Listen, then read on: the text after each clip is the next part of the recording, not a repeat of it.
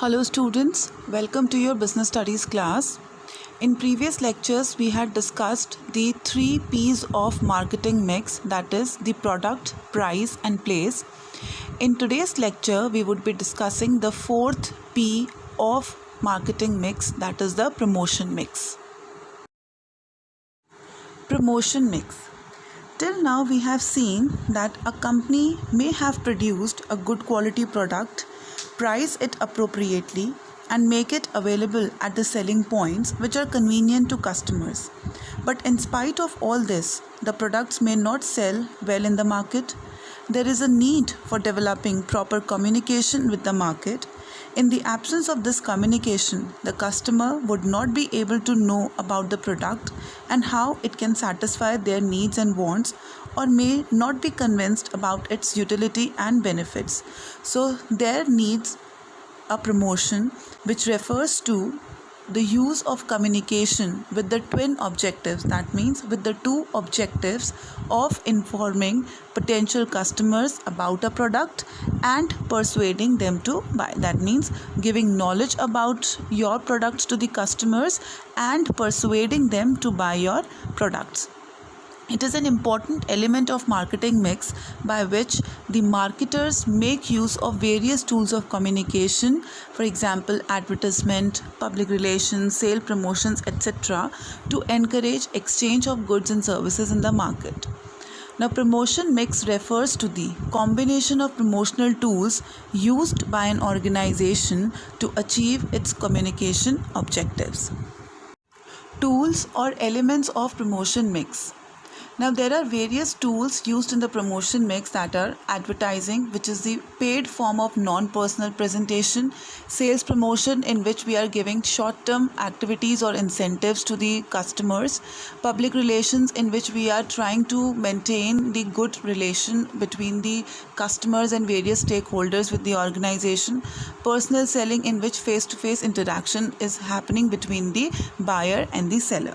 Now these tools can be used in different combinations to achieve the goals of the promotion. For example, now consumer goods firms may use more of advertising through mass media, while the industrial goods firms may be using more of the personal selling.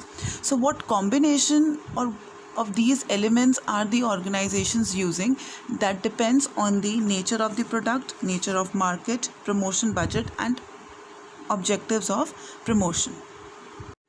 Now the first tool or element of promotion mix is advertisements.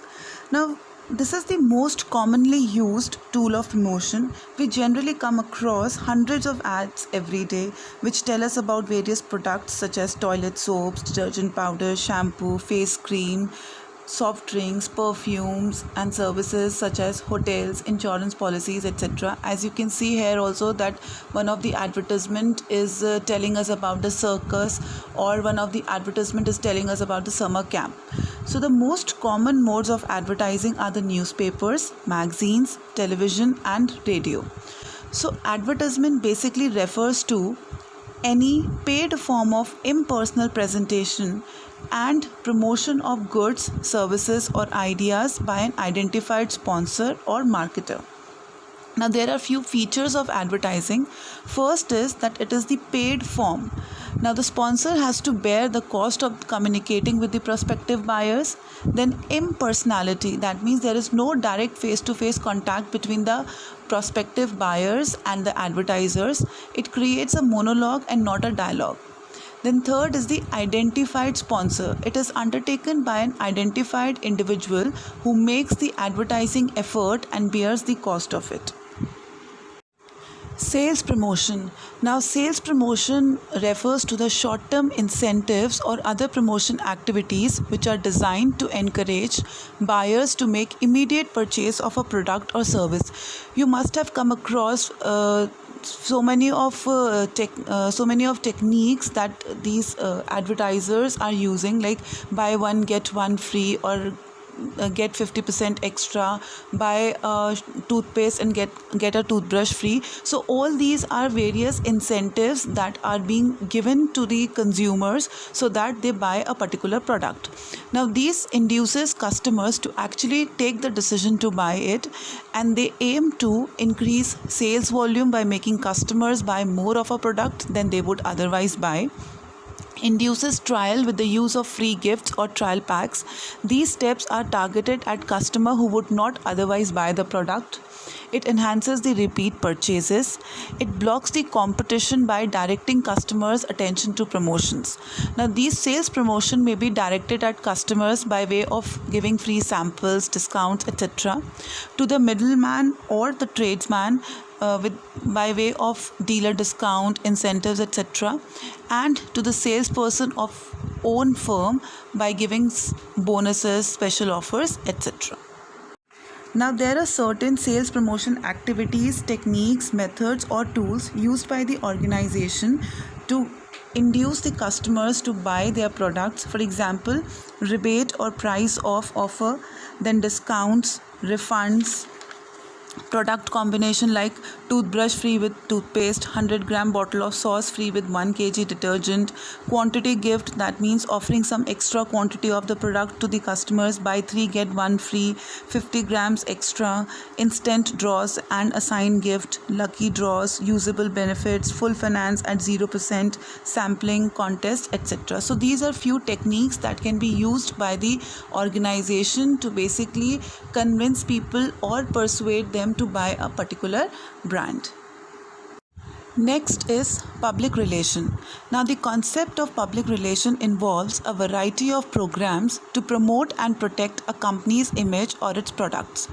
It means to strengthen the relations with various stakeholders like customers, shareholders, employees, suppliers, investors, etc. It is done through news, speeches by corporate leaders, organizing events like sports events, concerts, seminars, etc. Now, public relations covers a wide range of tasks, usually involve providing information to the independent media sources in the hope of gaining favorable coverage. It also involves a mix of promoting specific products, services, and events and promoting the overall brand of an organization.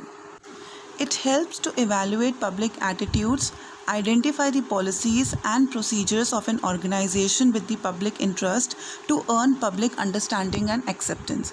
As we have discussed earlier also, that it means to strengthen the relations with various stakeholders.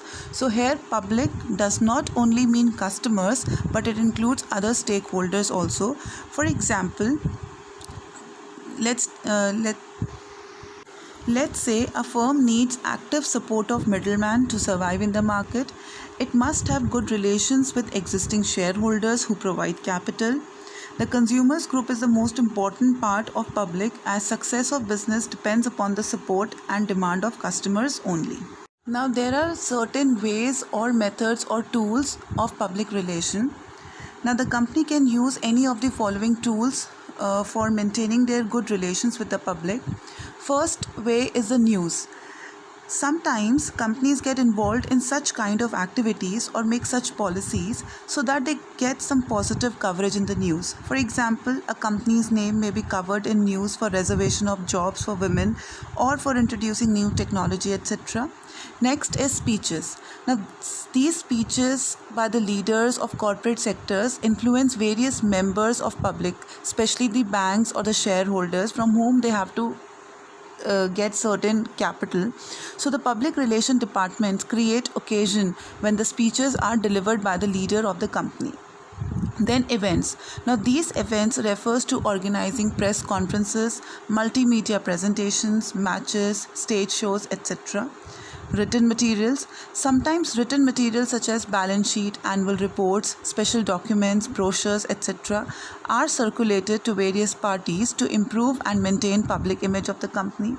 Then public service activities. Now sometimes these big business houses often associate themselves with various social service projects such as women welfare programs, charity shows, upkeeping of parks, planting trees on roadside, training schools, colleges, hospitals, etc. So these are few ways or methods or tools of public relation that can be used by the organization to improve their image in the eyes of the public. Next is personal selling, which means selling personally. This involves face-to-face interaction between seller and buyer for the purpose of sale. Now, there are certain features of personal selling. First is personal interaction. Now, it helps the buyers and the sellers to have face-to-face interaction, which helps them to observe each other's action closely. Then development of relationship. It helps in developing personal and friendly relationships between the salespeople and the prospective buyers. The next is oral. It makes use of oral message. It is not in writing. It is a two-way communication where the seller gives information about the product and at the same time the buyer get a chance to clarify his doubts. Narrow coverage. Now this personal selling has limited coverage as it involves contact with a limited number of buyers due to one-to-one interactions. So to sum up, we have done today the fourth P of marketing mix, that is the promotion mix, in which we have studied that promotion mix refers to the combination of promotional tools used by an organization to achieve its communication objectives.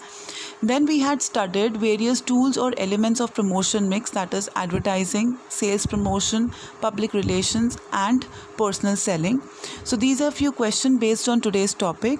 I hope you all are clear with this chapter, that is chapter number 11, marketing management.